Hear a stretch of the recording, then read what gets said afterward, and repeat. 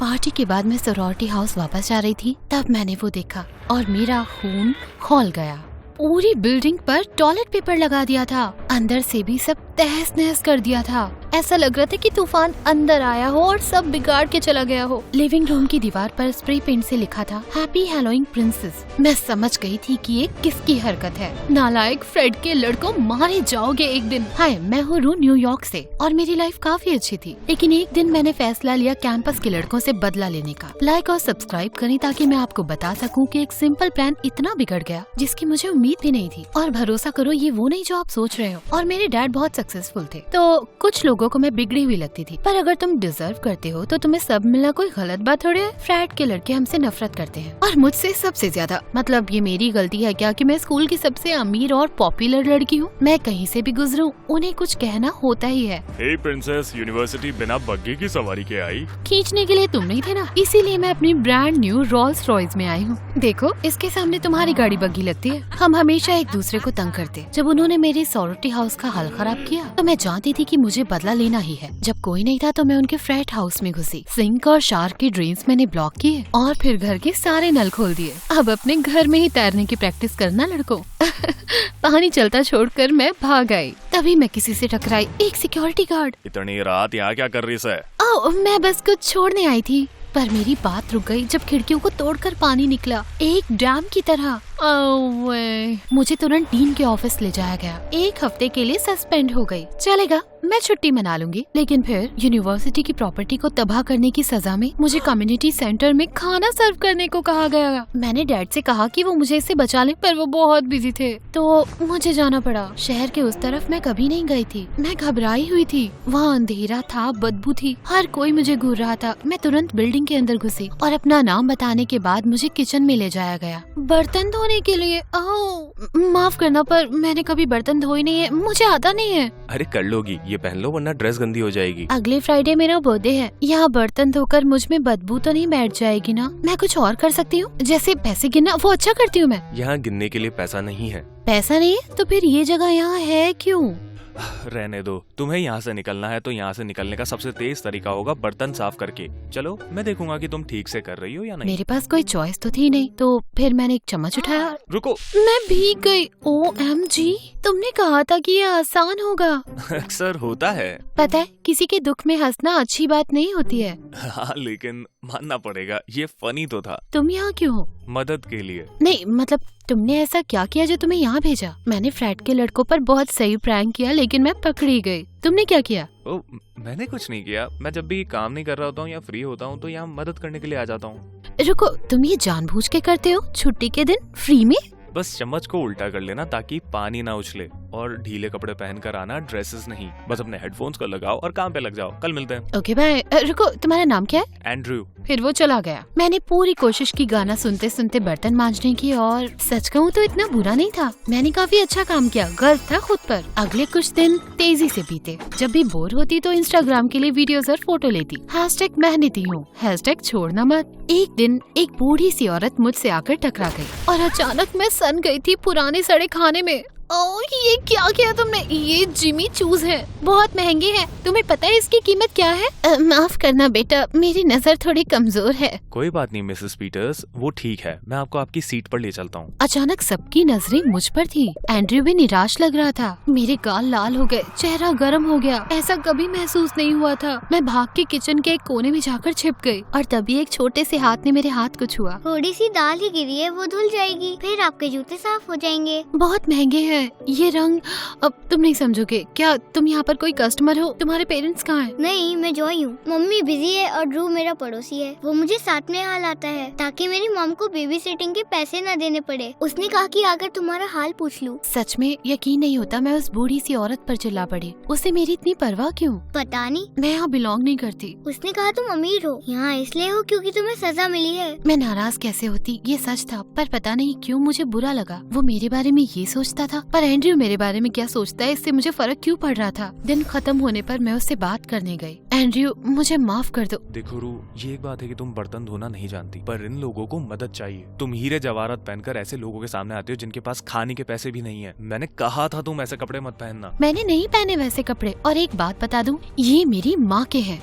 वो बहुत दूर रहती हैं और बस यही तरीका है जिससे कि मैं उन्हें अपने पास रख पाऊँ। मैं इतनी नाराज थी कि उसके कुछ बोलने से पहले ही मैं वहाँ से चली गई। समझ नहीं आ रहा था कि मुझे गुस्सा आ क्यों रहा था। मैं उसे जानती भी नहीं थी, उस पर क्रश भी नहीं था, पता नहीं क्या था। उस रात फोन पर टाइम पास करने या शॉपिंग करने की जगह मैं स्टोर रूम गई। मैंने मॉम की उन तस्वीरों को देखा जो डैड ने छुपा दी थी। मॉम के बनाए मुझे कुछ पुराने वीडियोस मिले। अच्छा लगा देख के कि मॉम डैड मुझे कितना प्यार करते थे। पता नहीं कब जमीन पर मेरी आंख लग गई। हवा की आवाज से मेरी नींद खुली। बाहर बहुत बड़ा तूफान आ चुका था। मेरे फोन पर ढेर सारी तूफान की वार्निंग्स थी। अगले दिन कम्युनिटी सेंटर पहुंचने में 1 घंटे से ज्यादा लग गया क्योंकि सड़क पर पेड़ गिरे थे। जब मैं वहां पहुंची मैं हैरान रह गई। वहां 100 से भी ज्यादा लोग थे, कंबल ओढ़े हुए। कुछ लोग तो रो भी रहे थे। अफरा तफरी मची थी।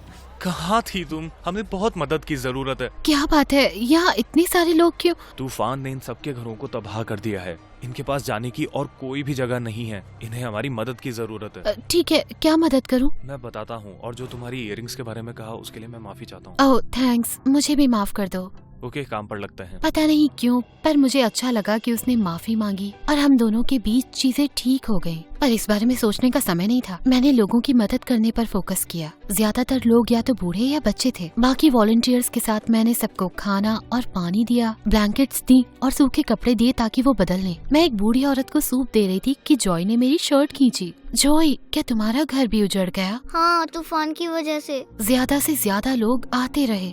तूफान की वजह से फूड ट्रक्स नहीं आ रहे हैं। खाने और पानी की कमी हो जाएगी। मैंने आसपास लोगों को देखा तो मेरा दिल टूट गया। मैं जानती थी कि मदद के लिए कुछ करना होगा, तो मैंने फैसला किया कि उन सबको अपने घर ले जाऊंगी। मेरे पास बहुत जगह थी और खाना भी। और कुछ ही दिनों की तो बात है, डैड को मुझ पर गर्व होगा। घर पे सारे वॉलंटियर्स की मदद से मैंने सबको सुरक्षित महसूस कराया और उन्हें आराम दिलाया। पर वो ज्यादा देर नहीं टिका क्योंकि जब डैड घर पर आए तो वो नाराज लग रहे थे। क्या चल रहा है यहाँ पर? मैं तुरंत समझाने के लिए उन्हें ऑफिस ले गई। जब मैंने उन्हें सब बताया मुझे लगा वो खुश होंगे। तुम पागल हो गई हो क्या? उन सबको यहाँ से निकालो। मुझे फर्क नहीं पड़ता कि वो कहाँ जाएं, पर उनको निकालो यहाँ से। आप मजाक कर रहे हो? इन्हें मदद की जरूरत है। मॉम होती तो मदद करती। ये कोई शेल्टर नहीं है, निकालो इन्हें। ठीक है, जैसे आपकी मर्जी। मैं इन्हें होटल ले जाऊंगी। मैं एक भी पैसा नहीं दूंगा। जरूरत भी नहीं है। कॉलेज के बाद सरोरिटी के साथ पेरिस जाने के लिए मैंने काफी सारे पैसे जमा किए हैं। तुम अपना पैसा उन लोगों पर उड़ा दोगी जिन्हें तुम जानती भी नहीं हो। मैं अपनी पॉकेट मनी सेव करूंगी। वो पैसा तुम्हारे लिए है, अजनबियों के लिए नहीं। ऐसे खर्चा करने का प्लान है तो तुम्हें अब पैसे नहीं मिलेंगे। ग्रेजुएशन का क्या? आपने कहा था आप हेल्प करोगे। आप जानते हो वहाँ जाना मेरे लिए मायने रखता है।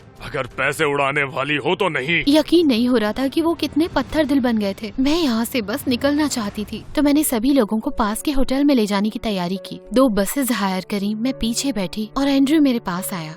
मैंने तुम्हारे और तुम्हारे डैड के बीच की बहस सुनी। मैं बाथरूम ढूंढ रहा था और खो गया। तुम्हारा घर बहुत कंफ्यूजिंग है। सॉरी, तुम दोनों के बीच चीजें इतनी बिगड़ गई। यकीन नहीं हो रहा, वो इतना बदल गए हैं। शायद सब अमीरों के बारे में तुम यही सोचते हो। जॉय ने बताया तो मुझे यही बुलाते हो। मुझे तुम्हें जज नहीं करना चाहिए था। तुम अपना पैसा लगाकर इन सब लोगों की मदद कर रही हो। मुझे दुख है कि तुम पेरिस नहीं जा पाओगी। मजेदार ट्रिप लग रही थी। बाकी लड़कियां मजे करने के लिए जाना चाहती थी, पर मैं जाने दो, कोई बात नहीं, ये ज्यादा जरूरी है। हम फाइनली होटल में पहुँचे और मैंने सीधे जाकर मैनेजर से बात की। वो मदद करना चाहता था, पर उसने कहा उसके पास इतने सारे कमरे नहीं है और मेरे पास जितने पैसे थे उससे हफ्ते भर के लिए इन सब लोगों का रुकना और खाना नहीं हो पाएगा। उसे अपने स्टाफ को भी पैसा देना है। मैं समझ नहीं पा रही थी कि अब मैं क्या करूं। मैंने कोशिश की कि सबके सामने परेशान न दिखूं। वो जवाब के लिए मुझे देख रहे थे। और फिर शीशे में मैंने अपनी डायमंड इयररिंग्स देखी। मेरी माँ की इयररिंग्स। ये लीजिए, इनसे बन जाएगा काम। मुझे गिड़गिड़ाता हुआ देखकर आखिर वो मान ही गया। इन सब लोगों के पास फाइनली रुकने के लिए जगह थी, गरम और सुरक्षित कुछ समय के लिए। जब तक और कुछ नहीं सोचते, जॉय की मॉम ने मुझे गले से लगा लिया। मैं भी रोने लगी। बहुत समय से किसी ने मुझे ऐसे गले नहीं लगाया था। ये सब शायद बहुत ज्यादा था। मैं बहाना बनाकर बाहर चली गई।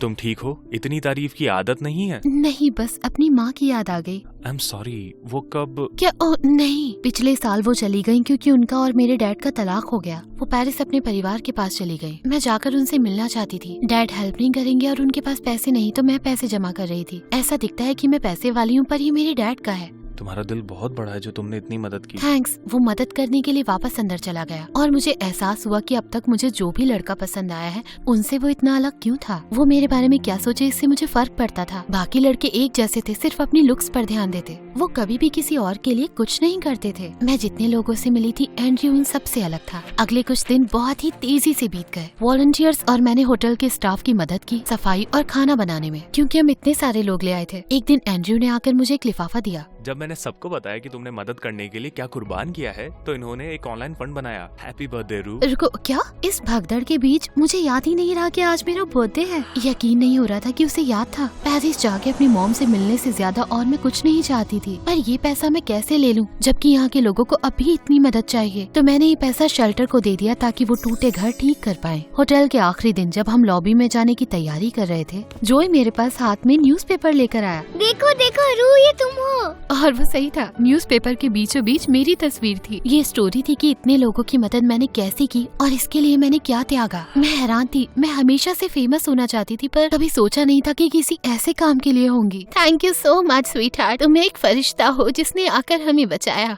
तो हम सब भी तुम्हारे लिए कुछ करना चाहते थे। ओह नहीं, प्लीज, वो डोनेशन आपके लिए था। वो उन डोनेशंस की बात नहीं कर रही, इन डोनेशंस की बात कर रही हैं। एंड्रयू ने लॉबी का दरवाजा खोला और बाहर शहर से ढेरों लोग जमा हुए थे जिन्होंने मेरी कहानी सुनी। वो सब के सब डोनेशन दे रहे थे ताकि मैं ट्रिप पर जा पाऊँ। तुमने लोगों को हेल्प किया तो लोग तुम्हें हेल्प कर रहे हैं। और अचानक लोग मेरे लिए तालियां बजाने लग गए। तो इस तरह से एक बिगड़ी हुई अमीर लड़की पहले एक मुजरिम बनी और फिर कुछ ज्यादा। और मुझे इतना पैसा मिला कि एक फ्रेंड को भी साथ ला पाऊँ। आओ एंड्रयू।